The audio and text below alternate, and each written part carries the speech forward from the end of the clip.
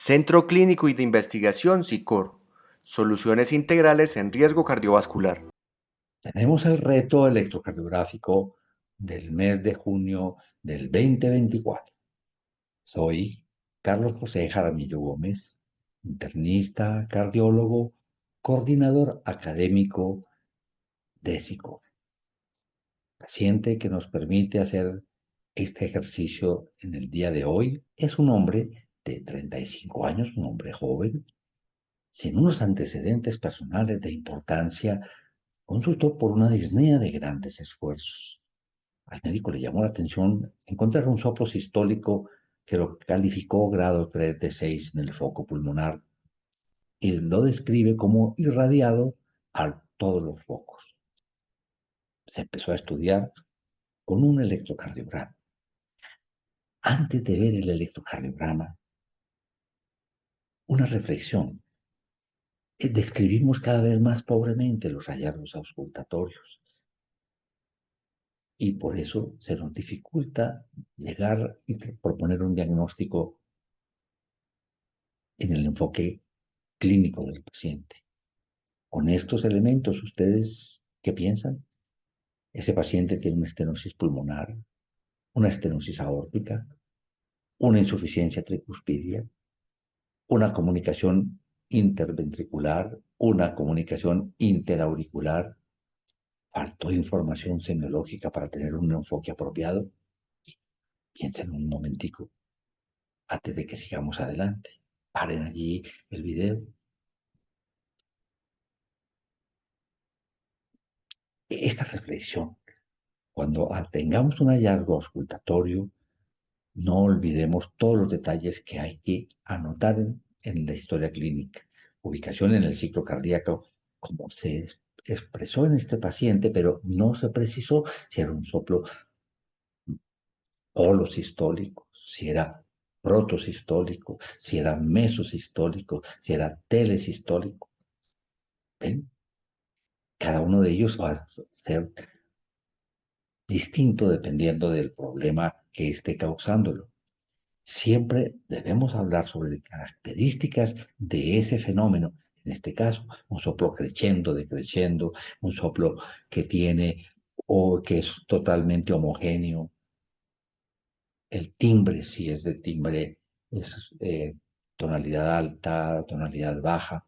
¿Qué pasa con los ruidos cardíacos? Hay un primer ruido intenso, un segundo ruido que está desdoblado de forma fija, tiene un clic mesosistólico, un clic en, en, después del primer ruido, hay un chasquido de apertura. Todos esos detalles vale la pena incluirlos. Se dijo la intensidad, para ello debemos hacer palpación del paciente, pero tenemos que aprovechar no solamente para determinar si hay frémito, no para decir si es 4, 5, 6, en caso de que presente frémito. Aprovechar para palpar el punto de máximo impulso y saber si hay desplazamiento de la punta del corazón hacia la izquierda. Nos ayuda también a definir qué es lo que está causando el fenómeno auscultatorio, saber al palpar cómo se está colocando aquí la mano, qué ocurre con el precordio, si se levanta y nos toca el talón de la mano, nos está diciendo que probablemente está levantándose el ventrículo derecho, determinar si hay latido epigástrico para definir si hay crecimiento del ventrículo derecho. Las irradiaciones, tal como se explicó en nuestro paciente que se irradia a los demás focos, pero decir si se irradia o no a cuello, si se irradia hacia la punta, si se irradia hacia la axila, hacia la espalda. Esto nos ayuda a definir igualmente qué es lo que causa ese soplo. Y no olvidar qué ocurre con las maniobras, la respiración profunda, que ocurre durante la inspiración, si se aumenta, si se disminuye, si una posición como de cúbito lateral izquierdo, sentado, acostado, el valsalva lo incrementa, no lo incrementa. Estos detalles deben idealmente acompañar cualquier descripción que hagamos de un soplo. En nuestro caso, desafortunadamente, nos quedamos sin tener herramientas suficientes para poder hacer una propuesta diagnóstica. Vamos a tener que depender de las ayudas diagnósticas. Esto nos está cambiando. Los estetoscopios van a llegar distintos a partir de muy poco tiempo. Este es el estetoscopio que está en este momento ofreciéndose, un estetoscopio que está conectado con el celular, que nos permite ver una derivación electrocardiográfica, un fonocardiograma y poder saber cómo es el primer ruido, el segundo ruido, qué pasa si hay un chasquido, no, si el soplo es mesosistólico, etcétera, etcétera. Y no solamente, sino la posibilidad de ver aquí en esta pantallita el electrocardiograma y seguramente con inteligencia artificial nos va a dar información sobre fracción de eyección. Esto es lo que se nos viene a continuación y toda la potencialidad para utilizarlo en telesalud, donde desde las casas de los pacientes a un auxiliar puede estar auscultando el paciente y pasándonos esa información a nuestro consultorio o a un hospital para poder tomar decisiones con la parte auscultatoria del paciente. Recordando someramente, una estenosis pulmonar o estenosis aórtica originaría un soplo mesosistólico, decreciendo lo que antes hemos llamado eyectivo. A veces se encuentra un clic antes del soplo por hay calcificaciones en la válvula pulmonar o en la estenosis aórtica y la apertura suena. Una insuficiencia tricuspidia, una comunicación interventricular daría un soplo sistólico que se acerca al segundo ruido y a veces lo difumina un poco. Una comunicación interauricular, soplo suave, mesosistólico porque es funcional y casi siempre se acompaña de un desdoblamiento fijo del segundo ruido. Bueno, esos son detalles para recordar detallitos semiológicos. Vamos a nuestro electrocardiograma y tenemos las 12 derivaciones. Deténganse, vean las 12 derivaciones, pero sepan que también vamos a contar aquí con un acercamiento para que ustedes puedan ver mejor las morfologías, las derivaciones de miembros, las derivaciones precordiales con un acercamiento a V1, V4, V5 y V6. Ahora, con ese electrocardiograma vamos a concluir que está en límites normales, que hay un bloqueo no avanzado de la rama derecha del artejiz, que tiene signos suficientes para decir hipertrofia ventricular derecha, que hay signos de hipertrofia ventricular izquierda, que hay una hipertrofia biventricular. Les dejo la oportunidad de que revisen juiciosamente el electrocardiograma y tengan una opinión y viene la solución. Bueno, aquí tenemos nuestro electrocardiograma de 12 derivaciones. Desde el comienzo vemos cómo de uno predomina lo negativo. Nos llama mucho la atención estas ondas S profundas en B5, en B6 y sobre todo la morfología de V1, que es una morfología de QR y sin duda nos llama la atención esta onda P que vemos en V1. Esos detalles no son normales. Vamos a mirar con juicio el hecho de que tenga una S profunda en D1 hace considerar de que el eje está en el cuadrante inferior derecho. Y al tener ABF positivo, definitivamente podemos decir que es un eje que está desviado a la derecha. El eje del QRS está desviado hacia la derecha. Tenemos esta morfología en V1 que es una Q y una R. Y el tiempo pico, desde el comienzo del complejo hasta el punto más alto del complejo, tiene por lo menos 40 milisegundos, casi 50 milisegundos. Y nuevamente esta observación de las heces profundas en B5 y B6. La parte de repolarización solamente nos llama la atención este cambio en D1, en V1, un poquito se modifica el segmento ST en V2, pero nada que nos llame la atención. Así que echemos mano de esta información. Cuando tenemos suficientes elementos para poder decir que se trata de una hipertrofia ventricular derecha. Un criterio por el incremento de la masa ventricular derecha es que el eje del QRS se desvíe hacia la derecha. Es muy sugestivo la presencia de una R mayor que S en V1. Miren que no es el caso de nuestro paciente, tiene una morfología QR. Ese es en B5, B6 de más de 7 milímetros. Cumple este criterio, cumple este criterio. Si hacemos que la R de B1 más la S de B5 sea 11 milímetros, tendríamos que tomar esa R alta que vemos en el QR que tiene nuestro paciente, que lo cumple.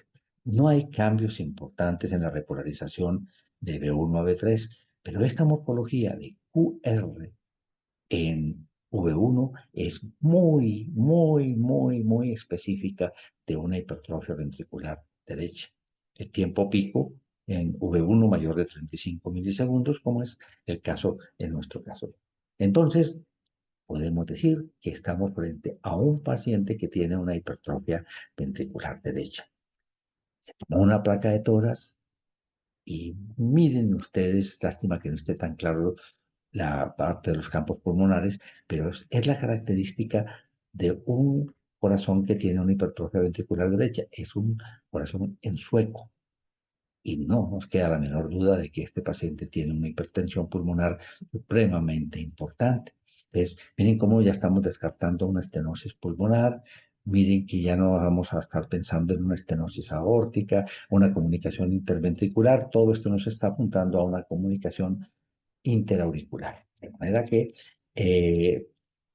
semiológicamente, electrocardiográficamente, es valioso que recordemos esa morfología de R mayor que S en B1, siempre tener en cuenta como diagnósticos hipertrofia ventricular derecha, la preexcitación. Siempre que hay una R alta en B1, no dejen de mirar bien el PR para que no se les pase una preexcitación, la necrosis basal lateral y, por supuesto, el bloqueo de la rama derecha del RDG, donde usualmente tenemos una morfología R pequeña, S, R', no una morfología que vemos en nuestro paciente de QR, que es mucho más característica de una hipertrofia ventricular derecha. A este paciente se le tomó un ecocardiograma que nos muestra un aplanamiento del septum ventricular por sobrecarga de presión y volumen en cavidades derechas, un ventrículo derecho dilatado, de forma muy importante, con una relación de ventrículo derecho a ventrículo izquierdo de 2, buena contractilidad miocárdica, detalles que hablan de buena función ventricular derecha todavía, una aurícula derecha severamente dilatada. Vimos un electro que no nos impresionaba para decir dilatación auricular derecha. Esto nos hace pensar más en una dilatación auricular izquierda, pero cuando hay un ventrículo, una aurícula derecha supremamente grande, la forma como se despolariza, esa aurícula derecha puede sugerir lo que vemos en una dilatación auricular izquierda. Que esto que pensamos que puede ser una dilatación auricular izquierda, también lo puede dar la dilatación auricular derecha. Sigamos viendo la ecocardiografía. Estructuras sectales, septum interauricular, se observa a nivel del techo de la cavidad auricular izquierda, cortocircuito de izquierda a derecha por Doppler color altamente sugestivo de una comunicación interauricular tipo seno venoso superior, con un QPQS de 3.9. Ya ven ustedes, es una sobrecarga muy importante. El QPQS, saben ustedes que el flujo pulmonario, el flujo sistémico que debería ser de 1, aquí es de 3.9, o sea que está pasando por el ventrículo derecho 3.9 el flujo que hay en el ventrículo izquierdo y por eso el tamaño que tiene ese ventrículo derecho. Un tronco de la arteria pulmonar dilatado con probabilidad alta de hipertensión pulmonar. Aquí pues el resumen de lo que nos acabamos de analizar detalle por detalle. Se ve la dilatación auricular derecha, ventrículo derecho dilatado con función preservada, llamativo, una válvula mitral de aspecto reumático con insuficiencia leve, tiene las hojas de la mitral están un poco calcificadas, pero sin que tenga trascendencia hemodinámica. y se observa a nivel del techo de la cavidad auricular izquierda cortocircuito de izquierda a derecha por Doppler color altamente sugestivo de la comunicación interauricular tipo seno venoso superior, UPQS de 3.9 con alta probabilidad de hipertensión pulmonar. Estas son las posibilidades cuando tenemos una comunicación interauricular, la más característica y frecuente, el defecto de tipo Ostium secundum, nuestro paciente, este defecto de tipo seno venoso superior.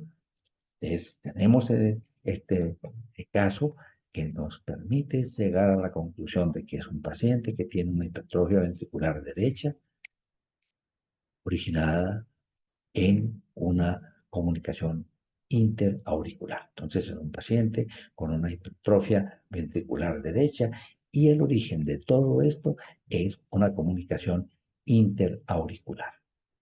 Espero que esto haya sido interesante para ustedes y pues, la próxima vez tendremos algo tan provocativo como el que acabamos de presentarles. Hasta la próxima.